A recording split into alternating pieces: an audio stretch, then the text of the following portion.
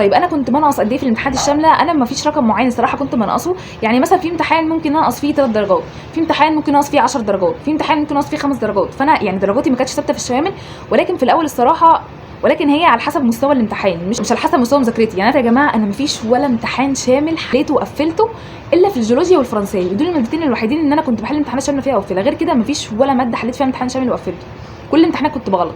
ولكن ده مش مقياس ابدا اخر السنه، امتحانات الشامله دي مش مقياس خالص. ولكن كنت بحب اكتب درجاتي في الامتحانات الشامل عشان اعرف في تحسن ولا لا، وخصوصا في العربي، لان في العربي كنت بغلط غلطات كتير قوي في القراءه المتحرره. ولكن بدات ان انا اركز في الاسئله، وان انا اشوف هل الغلطات اللي انا غلطتها دي انا ما اعرفهاش خالص. يعني هل انا كنت مثلا محتاره بين اجابتين واخترت اجابه وهي طلعت غلط، والاجابه الثانيه ان انا كنت عارفاها، ولا اصلا السؤال انا ما اعرفوش. لازم تحدد انت السؤال اللي انت غلطت فيه ده، انت المعلومه كانت عندك وما عرفتش انت توظفها صح، ولا اصلا المعلومه ما كانتش عندك. لو المعلومه ما كانتش عندك لازم ان انت تروح للدرس تاني. طيب لو المعلومه كانت عندك وانت اتلخبطت، لا خلاص، حاول انت تركز بس وانت بتحل السؤال.